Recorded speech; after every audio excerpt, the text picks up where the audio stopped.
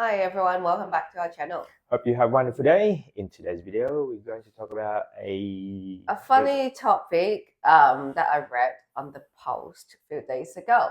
The question is still in my head. I don't have to read it out. Yeah. So this lady, she has two kids with the husband, same husband, and then the husband owns a business. So married couple, two kids, just like us. husband Own a business. Yep. And she works full time as well. Yep. The husband asking the wife, "How about you don't work? How about you just be a stay-at-home mom?" And because then the business is making a lot more profit, enough to cover. I don't know about that. Okay. I don't know. And the main reason for him to ask about that, it was because he's not comfortable to hiring nanny or some stranger to look after the kids when they both were outside working. Right. Okay. So that he asked her if she could quit her job and Yep. look after the kids instead. From my point of view, just having this information, in the condition that the husband's business, example, let's say my business, can cover all of her income plus some. Yep. Plus some, like at the very minimum. That. So if, let's say, if I put a wage on, let's say a certain dollar value, you earn a wage at a certain dollar value, I'm gonna make sure my business can cover your both. Plus more. Plus an extra, I don't know, maybe an extra 30% on top of that. At the very minimum. Would you if you? But there was a hint at the end. It wasn't it wasn't a hint, but I found it very interesting. So the wife went back and saying she put it on I think she did tell the husband, and then she also did put it on the internet saying, "Sure, if you want me to quit my job, I will need half of your company." Reason behind is I quit my job. If I have to get back to workforce in a few years later, I am not going to earn as much as I am now because career stop, maybe field or industry will have to change. And then she lost all her superannuation as well. The contacts. Yes. So if anything touch wood happened to her or they're not together, at least she gets something back herself up. It'll be better, worse off on the female side, right? Because remember you stopped working for about 6 years or 7 years or something. Yeah. So at a certain point, you were earning a high income than me, and then somehow we swapped the position. Too bad you didn't have a company. Yeah. And then anyway, and then her reason was good. So any goal, some people like saying, "Oh, how would you ask your husband for this?" But then her response was, "It as a couple, as marriage, your end goal is not to divorce. Who would like to get married and get divorced? Unless you marry for the wrong reason or you just want the money and divorce." Anyway, so end goal is not to divorce. If none of them did anything silly or unfaithful, then it shouldn't be a problem. And second, if they're not getting divorced, then what's the problem of having half of the company? It's all theirs anyway. I mean, it shouldn't be in a position like that you have to ask for it. You're expected to be like, well, for me anyway, it's automatically, well, it's expected to be yours. Maybe it's like, I don't know, for a certainty or something that she wanted to have it in a paper just in case of protect herself. Protection, just in case if anything happened in the future. At least there's something in there written, like in a structured format or so. But yeah, it should be. But it feels like most of the time, marriage and then the main care take care of the female, and then we lose out a lot. Yeah. And then that feels like there's no compensation. But I know I'm like lucky you're not those like, oh, my money is my money, your money is your money, we combine all together. Or maybe some people they have a split income or split account, so they don't share. Split account, and then they put a pool in the middle, and whatever that would be for their household, and then but they still don't have the, I guess, the whole entire 100% in a pool. Yeah, and So then even I was a bit huh, when I first heard that, I'm like, oh, okay, how does that work? It's like it's what's your money, it's my money, type of thing.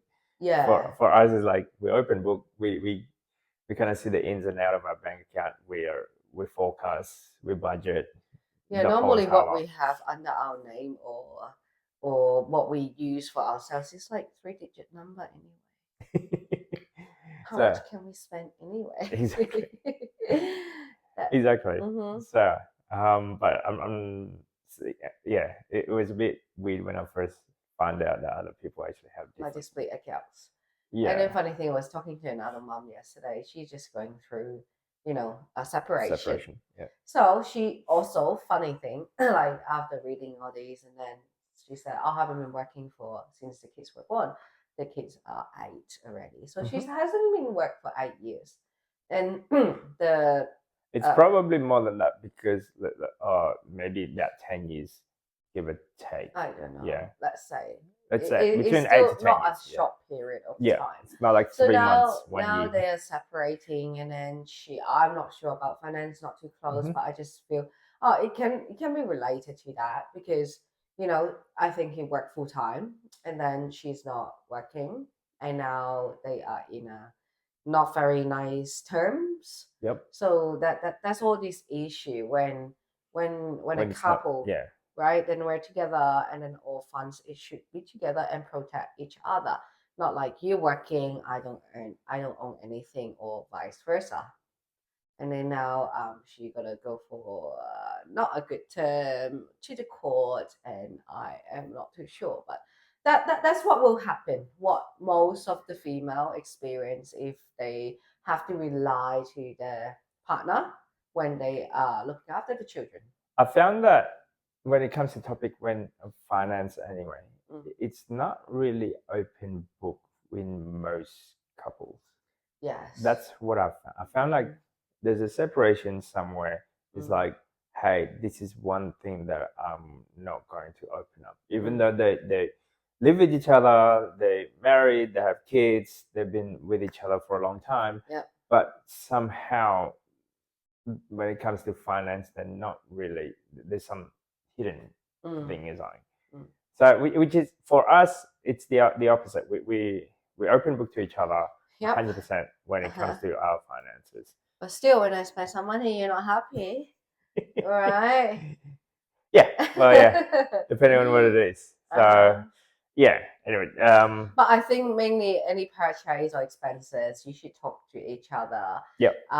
Yeah. Sometimes I will like, oh, I don't want to ask. I just want to spend it, but it's creating a bigger issue, a bigger problem. That I think money is or the communication is the underlying issue.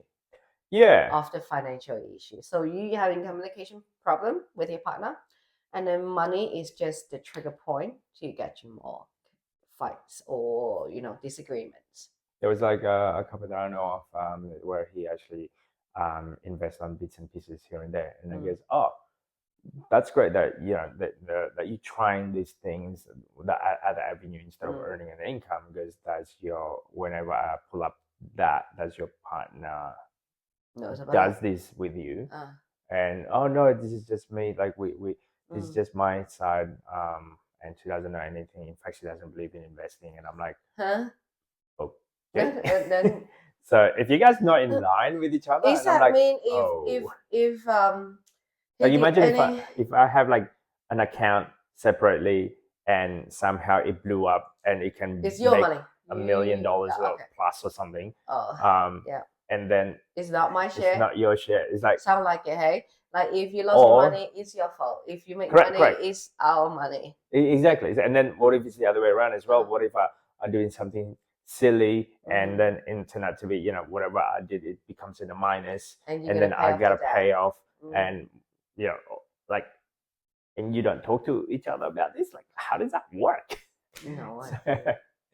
I'll say the worst is hiding behind, creating debt, more debt. That's the worst because you cannot hide. from there. Yeah.